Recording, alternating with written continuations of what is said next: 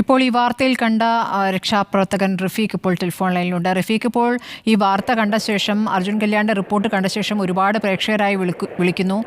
ഇവയെ എങ്ങോട്ടാണ് കൊണ്ടുപോയത്, ഇവയ്ക്ക് നല്ല രീതിയിൽ തന്നെ ഭക്ഷണം കൊടുക്കണം, അവരെ സംരക്ഷിക്കണം എന്നുള്ള കാര്യത്തിൽ ഒരുപാട് ആളുകൾ വിളിച്ച് അഭിപ്രായങ്ങൾ പറയുന്നുണ്ട്. എവിടേക്കാണ് കൊണ്ടുപോയത് റഫീഖ് ഇവയെ?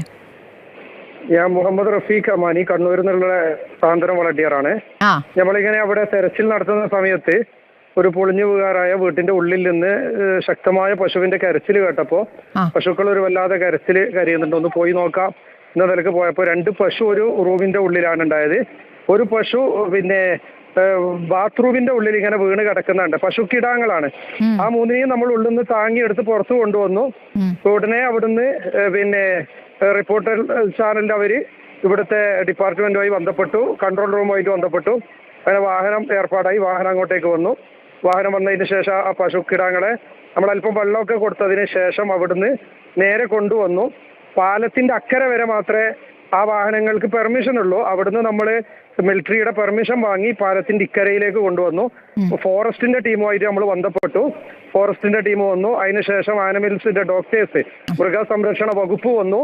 അവർ വന്നതിന് ശേഷം അതിന് ട്രിപ്പ് കൊടുത്തു, ഇഞ്ചക്ഷൻ കൊടുത്തു. ഇഞ്ചക്ഷൻ ട്രിപ്പ് കൊടുത്തതിന് ശേഷം അല്പസമയം ഇവിടെ പാർപ്പിച്ചതിന് ശേഷം മൃഗസംരക്ഷണ വിഭാഗം ആ പശുക്കിടാങ്ങളെ അതിന് വീണ്ടും ചികിത്സയും കൂടുതൽ സംരക്ഷണം വേണം എന്ന നിലക്ക് ഇവിടുന്ന് കൊണ്ടുപോവുകയാണ് നിലവിൽ ചെയ്തിട്ടുള്ളത്. ഇപ്പോ മേപ്പാടിയിലേക്കാണോ ഇവയെ കൊണ്ടുപോയത്? ഇവിടുന്ന് മൃഗസംരക്ഷണ വിഭാഗമാണ് കൊണ്ടുപോയത്. അതിനെക്കുറിച്ച് നമ്മൾ അന്വേഷിച്ചില്ല. നിങ്ങളുടെ കയ്യിൽ നമ്പറൊക്കെ ഉണ്ടല്ലോ അല്ലേ? അടുത്ത 2 ദിവസങ്ങൾക്ക് ശേഷം എങ്ങനെയാണ് അവയുടെ അവസ്ഥ എന്നൊക്കെ ഒന്ന് അറിയാൻ. അറിയും അന്വേഷിക്കും. നമ്മളിപ്പോ മറ്റൊരു ഒറ്റപ്പെട്ട ഒരു പശുവിനെ ഇപ്പൊ രക്ഷപ്പെടുത്തിക്കൊണ്ടിരിക്കുകയാണ്. അതേ സ്ഥലത്തല്ല, അതേ സ്ഥലത്തല്ല. പിന്നെ നമ്മളെ ആ മിലിറ്ററിയുടെ പാല നിർമ്മിച്ചതിന്റെ തൊട്ടടുത്ത് അവിടുന്ന് ഇപ്പൊ കുറച്ച് വീടുകൾ തകർന്നു പോയ ഒരു ഭാഗം ഉണ്ടല്ലോ, അവിടെ ഒരു പശു ഇങ്ങനെ മണം പിടിച്ച് ഒരുപാട് സമയം അതിന് ഏത് ഭാഗത്തേക്കും കടന്നു പോകാൻ പറ്റാത്ത ഒരു സാഹചര്യമാണ്. അപ്പൊ നമ്മൾ ക്രെയിന് ഇതൊക്കെ ഉപയോഗിച്ച് ആ പശുവിനെ മല്ല എടുക്കാനുള്ള പരിപാടിയിലാണ് ഇപ്പോൾ ഉള്ളത്. തീർച്ചയായും. അപ്പോൾ എനിക്ക് തോന്നുന്നു ഈ അടഞ്ഞു കിടക്കുന്ന വീടുകൾ അല്ലെങ്കിൽ പാതി തകർന്ന വീടുകൾക്കകത്തൊക്കെ ഈ തരത്തിൽ വളർത്തുമൃഗങ്ങൾ ഉണ്ടാകാം.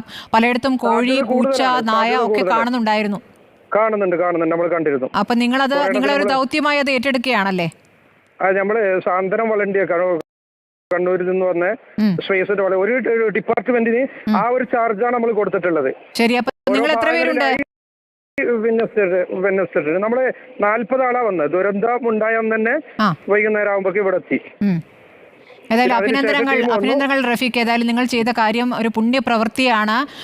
ഏതായാലും ഈ പശുക്കിടാങ്ങളെ കൊണ്ടുപോയിരിക്കുന്നത് മൃഗസംരക്ഷണ വകുപ്പാണ്. അവരുടെ നമ്പർ ഉണ്ടെന്ന് പറയുന്നു. ഏതായാലും 2 ദിവസത്തിനകം ഇവിടെ സ്ഥിതി എന്താണെന്ന് നോക്കും. ഇപ്പോൾ മറ്റൊരു പശുവിനെ കൂടി കണ്ടെത്തി എന്നുള്ള കാര്യമാണ് അദ്ദേഹം പറയുന്നത്. അതിനെയും സംരക്ഷിക്കാനുള്ള അല്ലെങ്കിൽ കൊണ്ടുപോയി സുരക്ഷിത കേന്ദ്രത്തിലേക്ക് മാറ്റാനുള്ള ശ്രമം ആലോചിച്ചുകൊണ്ടിരിക്കുകയാണ്. സാന്ത്വനം എന്ന സന്നദ്ധ സംഘടനയാണ്, കണ്ണൂരിൽ നിന്നുള്ള സന്നദ്ധ സംഘടനയാണ്. ഇവിടെ നിന്നുള്ള 40ഓളം പ്രവർത്തകരാണ് ഇപ്പോൾ വയനാട്ടിൽ രക്ഷാപ്രവർത്തനത്തിനായി എത്തിയിരിക്കുന്നത്. നിങ്ങളിപ്പോൾ ഇത് ഏത് മേഖലയാണെന്ന് പറയാമോ റഫീഖെ? നമ്മള് ഇതിന്റെ ദുരന്തം ആദ്യമായിട്ട് ആ പള്ളിയില്ലേ, പള്ളിയുടെ ആ ഒരു ഭാഗത്താണ്. അത് ചൂരൽമലയാണോ അതോ മുണ്ടക്കൈയാണോ?